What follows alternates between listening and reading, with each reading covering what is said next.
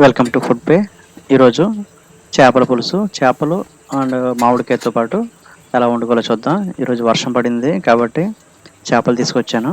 చిన్న చిన్న చేపలు, అది మరీ చిన్నవి కాకుండా మీడియం సైజ్ చేపలు ఎలా తయారు చేసుకోవాలో చూద్దాం. మామిడికాయతో సూపర్గా ఉంటుంది, పుల్ల పుల్లగా చాలా టేస్టీగా ఉంటుంది. ఈ విధంగా ట్రై చేయండి. చూడండి తయారు చేసే విధానం.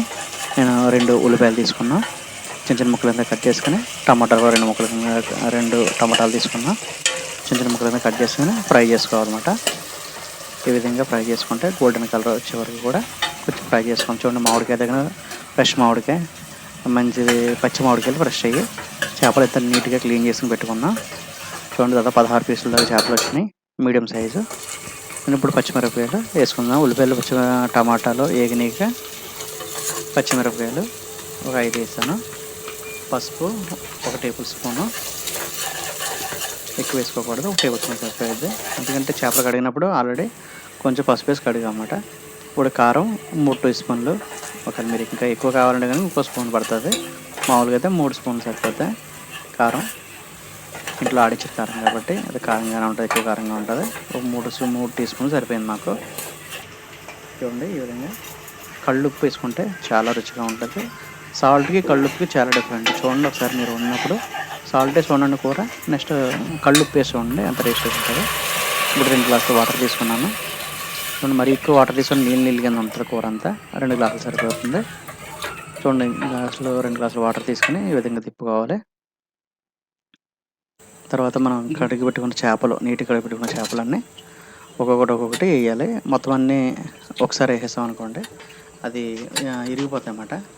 ఒక దాని మీద పడకుండా చూడండి పక్కన పెట్టుకుని, తర్వాత ప్లేస్ సరిపోతే కనుక పైన వేసుకోండి, లూజ్గా వేసుకోవాలన్నమాట. ఒక్కొక్క చేప వేయండి, అన్నీ ఒకసారి మాత్రం వేయొద్దు, చేపలు ఇరిగిపోతాయి. చూసారా ఈ విధంగా అన్నీ వేసుకున్నా ఒక్కొక్కటి దాదాపు 16 చేపలు దాకా వేసా.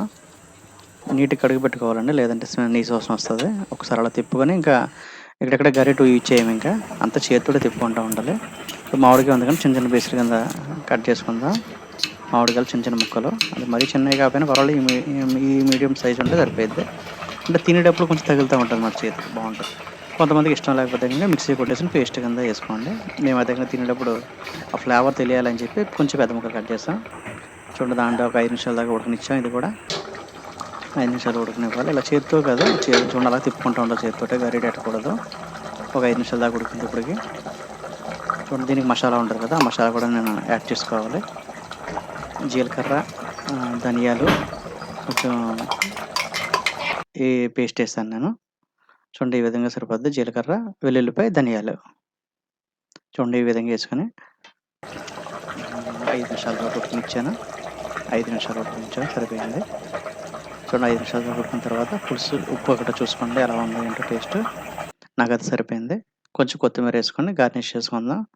చేపల కూర రెడీ అయిపోయింది. నా ఛానల్ సబ్స్క్రైబ్ చేయండి, లైక్ చేయండి, షేర్ చేయండి. ఇలాంటి చాలా వీడియోలు ఉంటాయి నా ఛానల్లో, చూడండి.